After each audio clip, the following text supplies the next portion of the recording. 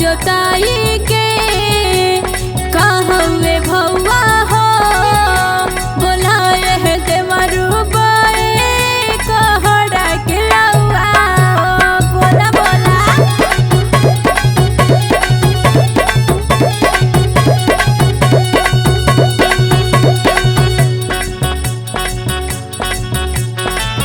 गहड़ी खड़ा कोई के मोर पास आवा हर दास कितना हमके बतावा बतावा।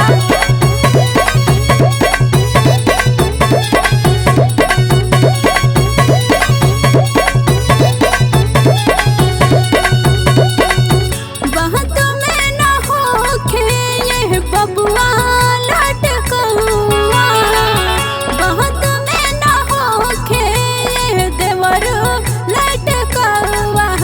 बतावा बबुआ बतावा बबुआ बोई कहड़ा किलौआ बतावा बबुआ बोई कहड़ा किलौआ।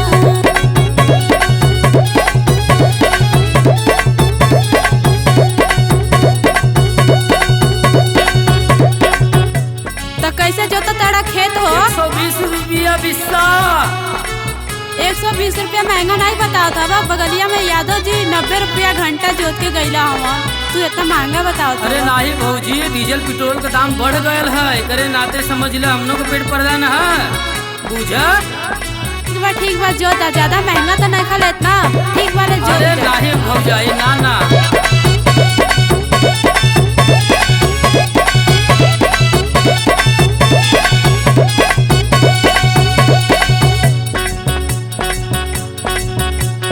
परती परल खेत नाही जोताऊ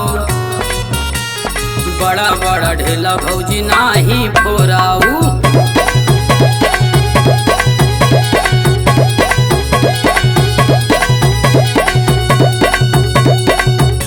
ऊंचा खाला खेतवा घास मचुआ ऊंचा खाला खेतवा घास मचुआ। बतावा भवजी बतावा भवजी बुबु कहड़ा किलौआ। बतावा भवजी बुबु कहड़ा किलौआ।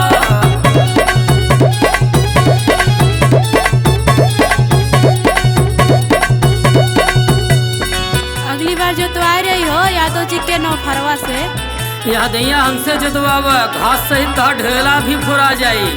अच्छा हाँ हो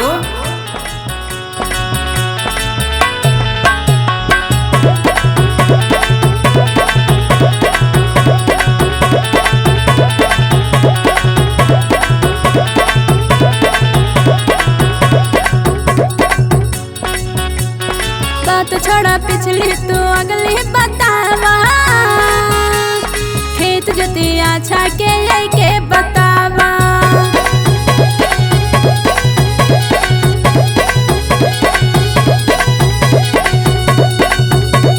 हमारे संपर्क में बा साहू के बेटौआ हमारे संपर्क में बा साहू के बेटौआ।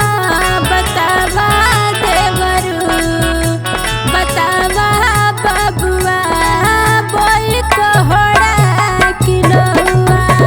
बतावा बबुआ बोई कहड़ा किलौआ।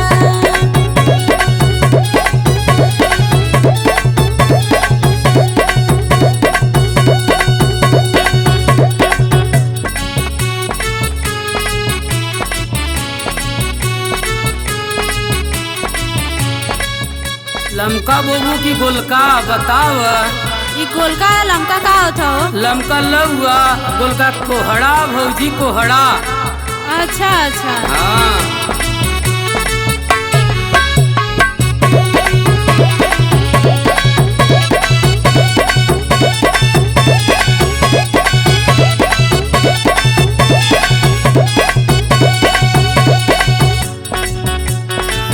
जनपद भदोही से ट्रैक्टर मंगावा,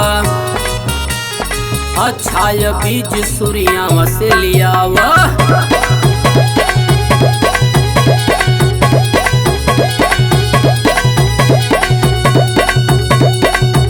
बड़ा बड़ा कोहड़ा बिके अच्छा भौआ, बड़ा बड़ा कोहड़ा बिके अच्छा भौआ।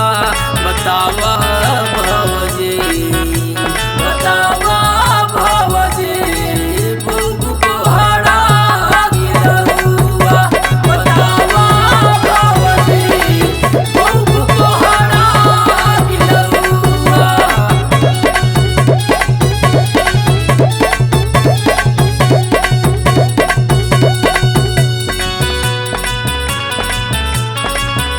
अरे ना कुछ होई ना तो एको पैसा देम नहीं तो के मुँह झाँसू जान ल। अरे हो जाई भौजी, घबरा मत, हमरे जोतले बात जरूर होई, दुगुना होई।